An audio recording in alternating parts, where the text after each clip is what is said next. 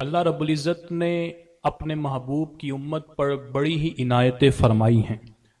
ان عظیم عنایتوں میں سے ایک عنایت یہ بھی ہے کہ اللہ نے اپنے محبوب کی امت کو کچھ عظیم راتیں عطا فرمائی ہیں۔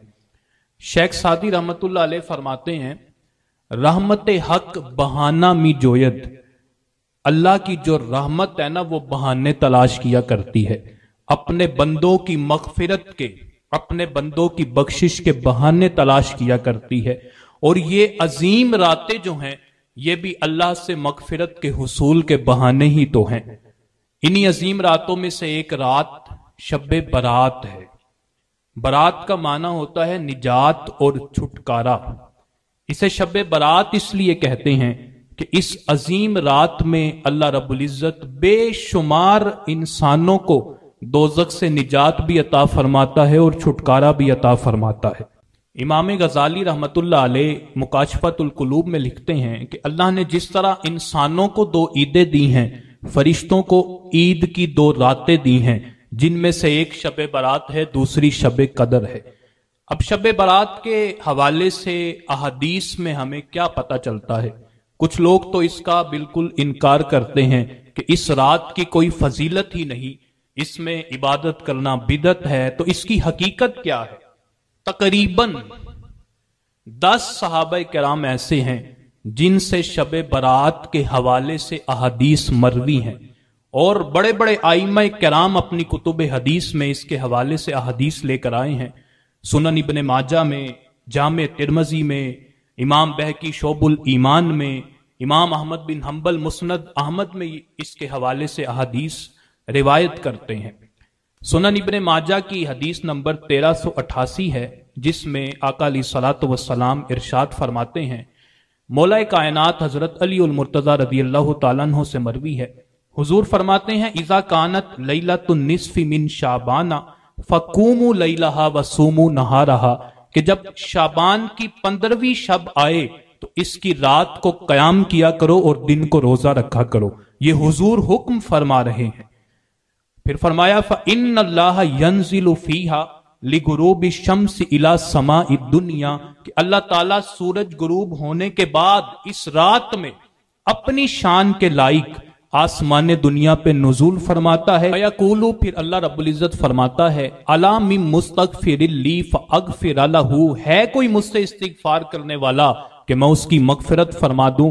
الا مسترزق فارزقہ، ہے کوئی رزق کا طلبگار کہ میں اسے رزق عطا فرماؤں؟ الا مبتلا فوافیہ، ہے کوئی مصیبت میں مبتلا کہ میں اسے راحت پہنچاؤں، اسے آرام عطا فرماؤں؟ الا قضا الا قضا، ہے کوئی فلاں، ہے کوئی فلاں، حتی یطلع الفجر، یہاں تک کہ فجر طلوع ہو جاتی ہے۔ اسی حوالے سے جامع ترمذی کی حدیث نمبر 739 سیدہ عائشہ صدیقہ رضی اللہ تعالیٰ عنہ سے مروی ہے۔ وہ کہتی کہ ایک رات میں نے آقا علیہ السلام کو اپنے ہاں موجود نہیں پایا، تو میں آقا علیہ السلام کی تلاش میں باہر نکلی تو آقا علیہ السلام بقیع قبرستان میں تشریف فرما تھے۔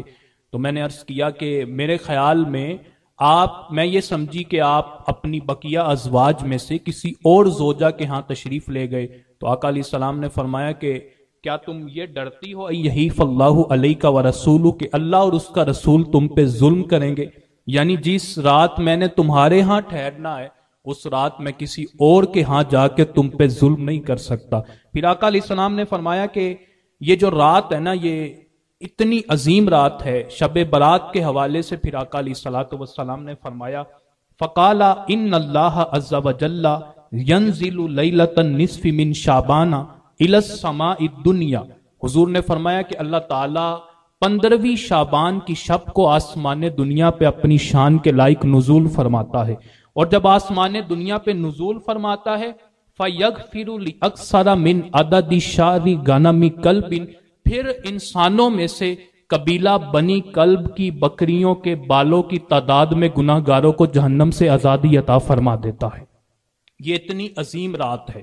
محدثین کرام نے لکھا ہے کہ قبیلہ بنی کلب جو ہے نا عرب میں یہ بکریاں پالنے میں سب سے زیادہ مشہور تھا۔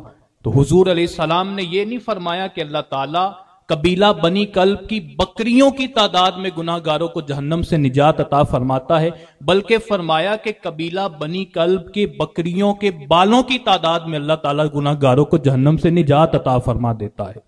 اب ایک بکری کے بال بھی نہیں گنے جا سکتے، اور جو لا تعداد بکریاں ہیں ان کے جسم پر لا تعداد اور بے شمار بال ہیں، تو محدثین کرام کہتے ہیں جس طرح بکریوں کے جسم کے بالوں کو گننا ناممکن ہے، اللہ اس رات میں اتنے گناہ گاروں کو جہنم سے نجات عطا فرماتا ہے کہ تم اگر انہیں گننا چاہو، تم اگر انہیں شمار کرنا چاہو تو انہیں گننا اور شمار کرنا بھی ناممکن ہے۔